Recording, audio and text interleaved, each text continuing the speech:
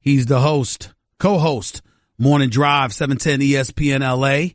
Of course, he's a former member of the New York Jets, a Super Bowl champion with the Tampa Bay Buccaneers under John Gruden, former Dallas Cowboy as well. I won't hold that against him. I'm talking about my buddy, the one and only, Keyshawn Johnson. He's on the line with us right now. What's going on, big time? How are you, man? What's happening, man? Stop bragging about being in 250 markets. What's wrong with that? I'm just letting the world know that I'm in 250 markets. What's the problem? They hearing you right now, ain't they? Yo, King, listen, man, let's get right to it because I got a couple of things that I have to ask you. The news just came out literally during the commercial break. I just saw it anyway. Todd Haley is out as the offensive coordinator for the Pittsburgh Steelers. Your thoughts about that? I think it's a little ridiculous, but I also understand when things don't go according to plan, somebody's got to be the fall guy. And a lot of this, a lot of it smells like Ben Roethlisberger to me. But I'm on the outside looking in. I really don't have all the intimate details. Mm-hmm. But it sounds like a situation where you got the quarterback kind of throwing people under the bus slightly, and then how this noise started to happen where you score, you're the third offense in the National Football League. Your career has certainly been on the upswing since Todd Haley's been the offensive coordinator. You've played crazy. Now all of a sudden he's not good enough because he was the side of the ball that gave up 50 points to the Jacksonville Jaguars. That's Todd Haley. Last 4 years, Steelers made the playoffs. In terms of yards, they ranked second once, third twice, and seventh, not this season, but last season. That's the offense under Todd Haley. So, I mean, that's pretty dynamic, impressive. Wouldn't you say? That's pretty impressive, but it says to me also that, evidently, I get your point about Big Ben, but have you ever had any issue with Todd Haley's play calling at all? No, I really haven't, because I guess for me, to be honest with you, I kind of understand what the offensive coordinators are asking in terms of dialing up plays. Mm-hmm. You take, for instance, the 4th and 2 when Big Ben tried to throw across the middle to Juju Smith. Right. That play's not designed to throw down the middle of the field. It's designed to check it down. It's a design play to check it down. Get the first down. Just check it down, get the first down. That's all you got to do. You don't have to be the hero. So a lot of times when we see that as viewers, the first thing we say is, why would Todd Haley call that play? Mm. Why would he call that play?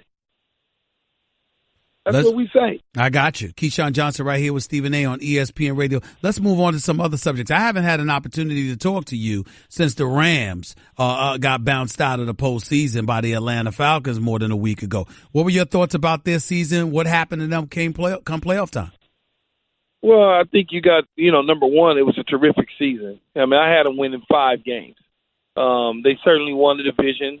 Jared Goff finally started to look like an NFL quarterback. Todd Gurley was an major MVP candidate. Sean McVay came in with his little mini Gruden act and put things together and got them into the playoffs. But the inexperience kind of hurt them. They'll never tell you that, but you could certainly see some of the mistakes that they were making against the Atlanta Falcons that they didn't realize the tempo of the playoffs was going to rise a little bit more. And next time around, I think they'll be more prepared with a little more experience to be able to take on a team and advance further into the playoffs. What do you mean, for a second? Let me go back to your initial comment. What do you mean his mini Gruden act? Mini John Gruden, I'm assuming you were talking about. What does that mean? Man, he reminds, I tell him all the time. Sean McVay remind me so much of Gruden when he calling plays, just his voice, because we get him on the air with us a lot because he's here in L.A. Every time I listen, I got to listen real careful because I ain't sure if I'm talking to John or if I'm talking to Sean. And you remember, Sean was with us in Tampa. Right. He was actually one of our little, he was one of the managers of the football team with us. So I tongue-in-cheek him all day long about being a little mini group. Keyshawn Johnson right here with Stephen A. And by the way, Keyshawn Johnson will join Boomer, that's Chris Berman and Tom Jackson, on Championship Sunday edition of NFL Primetime. So make sure y'all don't miss it. Speaking of Gruden, I haven't had an opportunity to ask you about your former coach, your former Super Bowl champion coach, landing the job with the Oakland Raiders. Look, Keyshawn, I ain't mad at the man. I would have taken the money as well. Please don't get me wrong. 10 years, $100 million guaranteed. Bonuses that escalated to 120 from what I'm hearing. Could you explain to me why Oakland would feel the need to give him that kind of money, those kind of guaranteed dollars, when a man hasn't coached since 2008, and the 6 years prior to that, it was a 45-51 record, 0-2 in the postseason. Could you explain that to me? Well, I think Stephen Smith, that, they have a great relationship in terms of understanding who he is, and Reggie McKenzie. Now, look, I know the reported numbers are 100, 120 million, I can almost certainly guarantee you that it's not a fully guaranteed contract. There's some outs in there somewhere. I mean, he's getting a handsome ransom for however long he's going to be coaching, but he hasn't forgot how to coach. Even though he's been gone away from the game for a while, he's still kind of been around the game on Monday Night Football.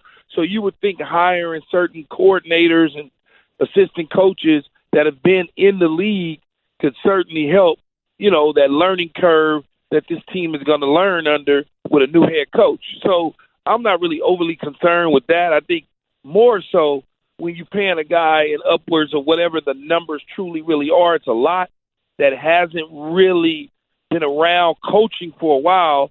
What are you expecting if you're the Oakland Raiders? Are you looking for instant gratification, or are you willing to wait several years to get into a deep run into the postseason? Or are you looking at this and saying the AFC will eventually be wide open because Tom Brady is getting ready to walk away at some point in time? And Big Ben.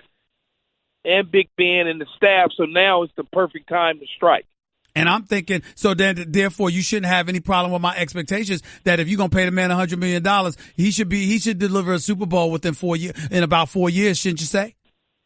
4 years. If they paid him $3 million a year, 4 years is plenty of time with that roster to advance deep into an AFC championship caliber football team with 4 years. You don't even need, you know what I'm saying? Any coach with 4 years with that roster that's worth anything should be able to get them to an AFC championship game. Gotcha. In 4 years. Gotcha. I mean, think about it. In 4 years? That's right. I mean, how much are you really going to change? Carr ain't going nowhere. Crabtree ain't going nowhere. Cooper ain't going nowhere. You may address the running back issue to some degree. You got the highest paid offensive line. It's still pretty good. So you're really not addressing a whole lot. Maybe the secondary, maybe a linebacker or two. Okay. That's pretty much it. Works for me. Keyshawn right here with Stephen A. on ESPN Radio. Let's get to these conference championship games. Jacksonville, New England. Who you got and why? I'm going to take New England, obviously, man. They playing at home. Not only are you playing against the New England Patriots, you're playing against Foxborough. You're playing against possibly guys that wear stripes, but I ain't saying who they are. I mean, you play. It's a lot. You stacking the deck when you going up to Foxborough thinking you fit to beat Tom Brady and Bill Belichick. That's just not something that they do. They don't lose at home, in particular in the playoffs. Any issue with the Steelers running them out before they played Jacksonville last Sunday?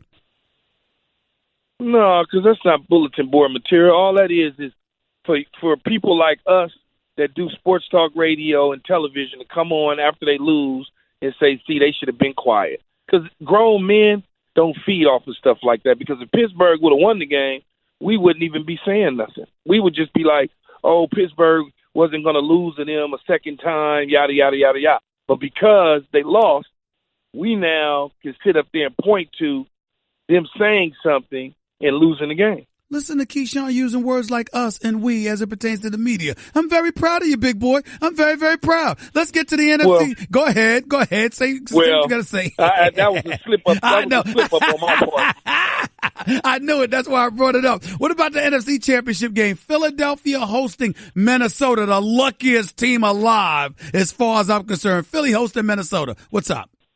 But why you say they lucky? Oh, because of that last lucky? play. Come on now, Keyshawn. Look, man, I'm in a good mood. Don't you start with me. You know good and damn well that touchdown to Diggs. I mean, Marcus Williams, God bless him. He's just a rookie. It's a mistake. He'll have a bright career. But a mistake like that, how lucky can you be if you're Minnesota? Stop it, Keyshawn. If he open his eyes, it ain't a mistake. You can't hit nothing you can't see. Oh, Lord. Really? That's where we going? That's where we going? Open your eyes, son. All right. All you got to do is open your eyes. You hit the dude, you open your eyes. He closed his eyes. Anybody that played football and know football can tell based on his approach and his body, that his eyes was closed. We don't get that camera shot because it's all from the back end. Right. But he certainly closed his eyes. And, yes, at the end of the day, it was pure luck. It's been a luck fest for them. Think about it. Teddy Bridgewater goes down a couple years ago. They bring in Sam Bradford. The team looks really good, playoff run, the whole deal, yada, yada, yada.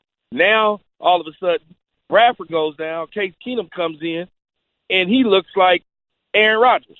So it turns into a situation where they play great defense. They're at home. If they can force Nick Foles into making some mistakes and turnovers, because he's thrown a lot of interceptions, guys just aren't catching them. If they can hold on to him, then Minnesota, I believe, will be playing New England in their own home field. They won't have to leave at all. They can ride right up the street, stay in their own homes come Super Bowl time. So you're predicting Minnesota's going to beat Philly in Philly Sunday? No, it's in Minnesota. No. I'm saying to you, Minnesota comes to Philadelphia this weekend for the NFC Championship game. You think they're going to win that game? I do. Oh, I do. Look, man, you go back and do your TV, man. I can't wait to see but you and Boom and Tom Jackson. But you're a Philly guy. I'm not a Philly guy. I'm from New York City. Watch your mouth.